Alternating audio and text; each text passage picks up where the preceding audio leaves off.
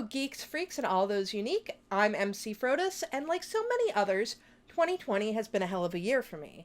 There have just been so many bad things that have happened, it's hard to remember the good. But there have been small glimmers of light that peered through all of the darkness. This video is about reminding you of some of those excellent things that have happened. As a queer geek, I've actually been really happy with the queer geeky news that has happened in 2020.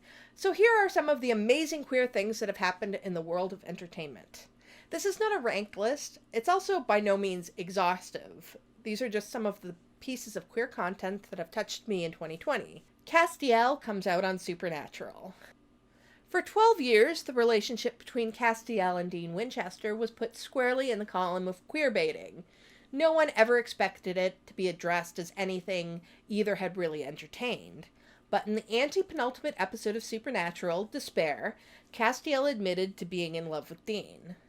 But like I said, there were some caveats, and they were pretty big ones. I won't go over all of my issues with it here, because I am still working on a video covering it, which I'll link to when I'm finally done.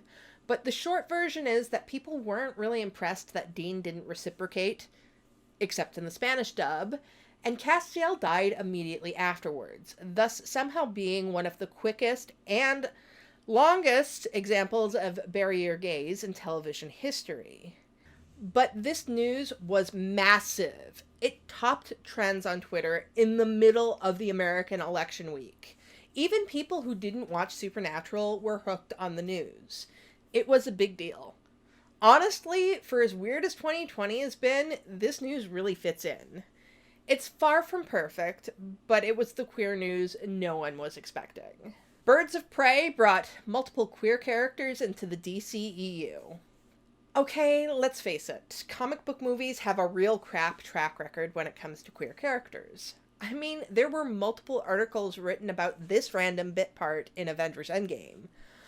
I think the one thing that could come close to the treatment of queer characters is the treatment of women. But here comes Birds of Prey. In Birds of Prey and the fantabulous emancipation of one Harley Quinn, as part of Harley's reflecting on her past bad relationships in light of her breakup with the Joker, we see animated flashbacks of Harley's previous relationships, one of which is with a woman. While this is a blink and you miss it thing, it is reflective of Harley Quinn as one of the most prominent bisexual characters in comics today. I also don't think we could ask for more on this front, because a large part of Harley's character arc in this movie is being able to be on her own as a strong woman without need of a romantic partner. So you couldn't really have her hook up with a woman already. She needs to stand on her own. I probably wouldn't make a big deal about this if Harley was the only representation in Birds of Prey, but she is, by far, not the only representation. Roman's not a great example of representation, being that it's only subtextual and he is portrayed as being entirely villainous, but it's heavily hinted that he's in a homosexual relationship with Victor Zsasz. But Birds of Prey does give us some straight-up good representation, finally bringing Renee Montoya to the big screen. The movie retains Montoya's comic book lesbianism and introduces us to Montoya's ex-girlfriend, D.A. Ellen Yee. While these are really just baby steps in terms of representation, Birds of Prey does give us some definitively queer characters in major roles, and not just as minor characters that are easily cut out for markets where queerness is less acceptable. There were a bunch of queer holiday movies. During the holiday season, there's always a bunch of TV movies that all fit the same pattern, feel-good rom-coms that focus on the winter season. But these light and frothy movies always had a fairly big exclusion, a lack of queer main characters. However, this year, several queer holiday-themed movies came out. From the Paramount Network, there was Dashing in December. This movie is, as the writer and director described it, if Brokeback Mountain and Sweet Home Alabama and Hallmark all got together and had a love child. The movie sees Wyatt come home to Colorado to convince his mother to sell their ranch. Instead, he winds up falling for the new ranch hand, Heath. Hallmark is known for their holiday movies, and this year, The Christmas House was the first time they ever portrayed a gay couple as main characters. While it is an ensemble piece about a family, a major plotline is son Brandon and his husband Jake trying to adopt. Lifetime is as well known for their Christmas movies as Hallmark. In the Christmas setup, Hugo returns home, where his mother is intent in setting him up with his old friend and secret crush, Patrick. I Hate New Year's has singer Lane return home to Nashville to find inspiration and reconnect with her ex, only to realize her feelings for her best friend Cassie. Hulu got in on the action with Happiest Season. Lesbian couple Abby and Harper go to Harper's hometown for Christmas, only for Harper to reveal she's not out yet. The pair struggle with keeping their relationship a secret. Are these movies any good? I mean, they're TV movies. And listen to the summaries of them. They're all kind of the same. But if you look at them, they're all the same as their straight counterparts as well. There's a formula to holiday TV movies, and queer people have every right to have the same schlocky fare as straight people do. Ted's Child and Bill and Ted Face the Music is non-binary. No one quite knew what to expect when it was announced they were going to be making a third Bill and Ted movie. It was thought by some that making a third movie would override the happy ending of the second, and it might be awkward to see Bill and Ted as middle-aged fathers. There would be some controversy when people, joyless cis-male fanboys, complained about Bill and Ted's children, Little Ted and Little Bill, being changed to being female. This was a ridiculous complaint, as it was never stated in Bill and Ted's Bogus Journey that Little Ted and Little Bill were boys. It was just an assumption. In Bill and Ted Face the Music, we're formally introduced to Thea Preston and Billy Logan. But I think it gets more interesting from here. The actor who plays Billy Logan, Bridget Lundy Payne, is non-binary. While not stated outright within the movie, Lundy Payne was attracted to the role of Billy due to the non-binary nature of how the character was written, and they have said in interviews that they played Billy to be non-binary. This is something that does come through in the movie, as I picked up on Billy being non-binary before I knew that Lundy Payne was. Having Billy as non-binary is an incredible move for the series. If you remember the previous movies, they have one of the most unfortunate no-homo scenes in film history. But this shows that Bill and Ted is progressive. They're willing to make progress. Whatever you thought of Bill and Ted Face the Music, I personally thought it was a cute revisit to one of my old favorites. Seeing one of the saviors of reality as non-binary brought a smile to my face. Schitt's Creek ends on a queer wedding, and sweeps at the Emmys. Schitt's Creek was the little Canadian show that could. The show about the Rose family losing their fortune and having to build themselves up again in the tiny town of Schitt's Creek took a while to gain a following. But when it came onto Netflix after its third season, people took to its quirky humor, and it gained the appreciation it deserved. This included sweeping the comedic awards for the 2020 Emmys, receiving awards for Outstanding Comedy, Lead Actor, Lead Actress, Supporting Actor, Supporting Actress, Writing, Directing, Casting, and Contemporary Costuming. While it would be the Emmy wins that got the most publicity, Schitt's Creek was nominated and won many awards, including Dorian, Glad Media, and Queerty Awards, all of which are for queer media. What puts Schitt's Creek on this list is the portrayal of the character of David Rose. David is one of the few examples of pansexual characters in media, and even fewer examples of pansexual characters shown in a positive light. Over the course of the show, David has romances with both men and women. He eventually settles into a relationship with Patrick, and their wedding plays a major part in the final season. So important to the season and the series as a whole, to promote the final season, a picture of David and Patrick kissing was used on billboards. The Saved by the Bell reboot has a transgender main character. Speaking as someone who grew up loving the original Saved by the Bell, it was never a bastion of sensitivity. I mean, yikes. Just yikes. When it came to the reboot, no one knew what to expect in terms of the new characters or how things would be handled. Then it was revealed one of the main characters would be Lexi, played by Josie Toda. Lexi is the most popular girl at school, ridiculously rich, not terribly nice, a foil to Mac Morris, and oh yeah, she's trans. I put it like this because this is the way the show treats Lexi, and it's so refreshing. The fact that Lexi is trans is definitely an important aspect of her character, but it's not her defining characteristic. For the reboot of a show that was never big on nuance, this is a revelation. Like her character, Toda is transgender and served as a producer on the show, which I would say directly contributes to the portrayal of the character with such aplomb. There's not a whiff of transphobia from any of the characters. Both Jamie and Mac are shown as being open to a relationship with her. The biggest role Lexi's status as a trans woman plays in the story is when Devante watches an episode of Lexi's reality show. Because of course she has a reality show. He sees that there's a vulnerability beneath the pristine exterior she presents at school as he watches her come to school for the first time post-transition. Lexi is one of my favorite characters in the Saved by the Bell reboot. She lights up the screen when she's there. She would be a fun character regardless of her gender identity, and this role could have easily been written for a cisgender actress with no change. Which is what makes it amazing that the character is trans. Trans characters are so rarely allowed to just be. Lexi is allowed to be a nuanced character, and that nuance being anywhere near Saved by the Bell makes me so excited.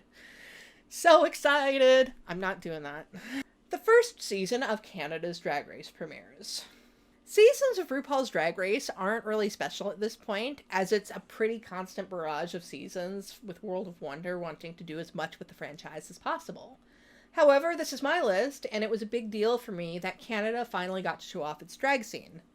Previously, the only Canadian contestants on RuPaul's Drag Race were Brooklyn Heights and Jackie Cox, as well as Crystal on Drag Race UK.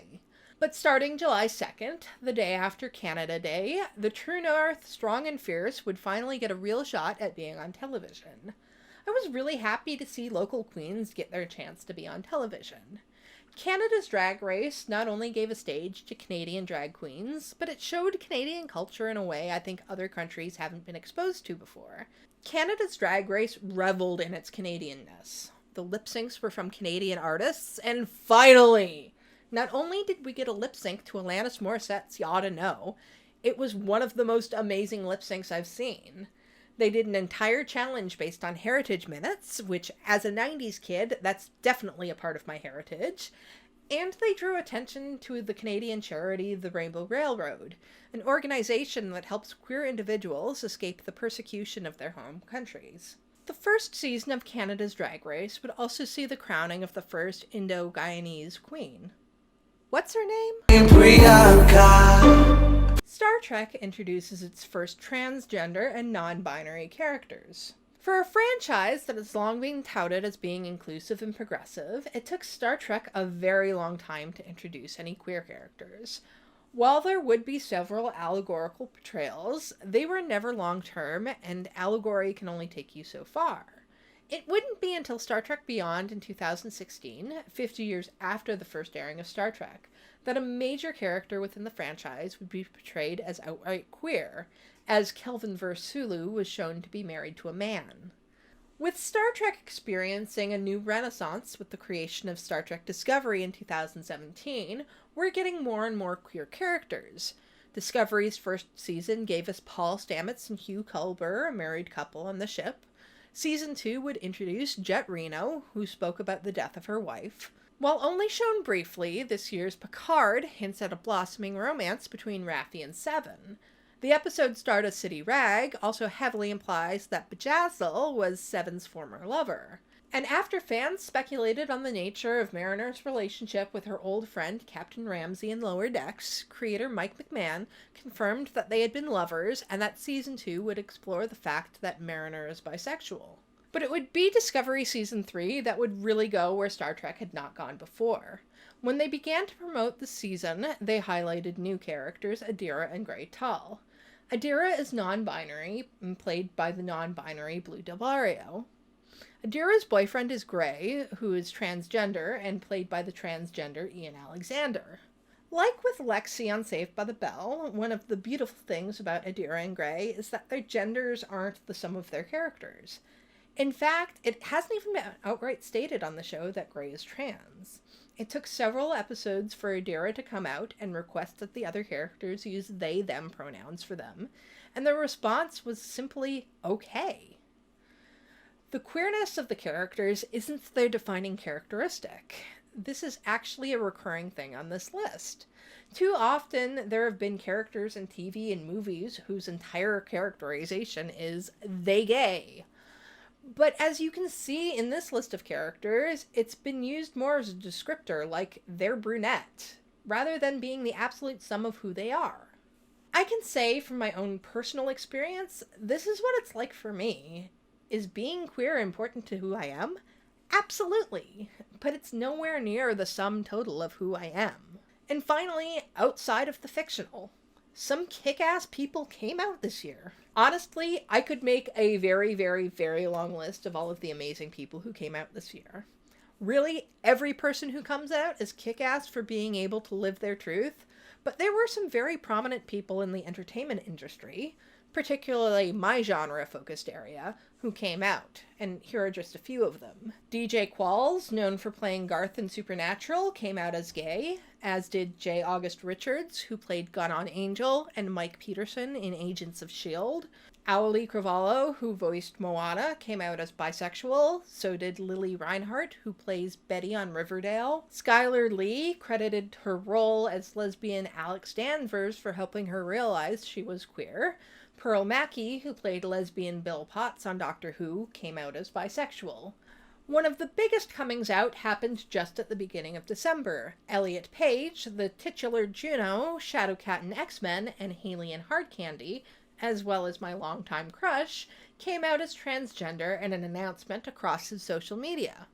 To all of these people, and all of the others I didn't name, congratulations for living as your true selves. In a year that's been so cruddy, knowing that there are people who can finally be who they really are, that's really a bright spot.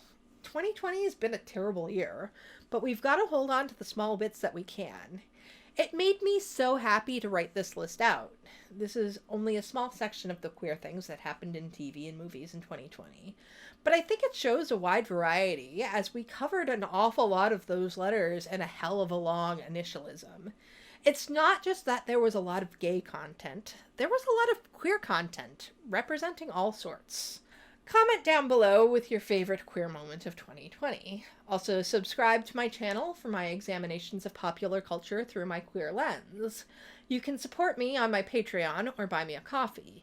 You can also buy my geeky designs, including my Geek Pride collection, over on TeePublic and Redbubble. Most of all, please have a safe and happy new year, a much better 2021, and live long, and may the force be with you.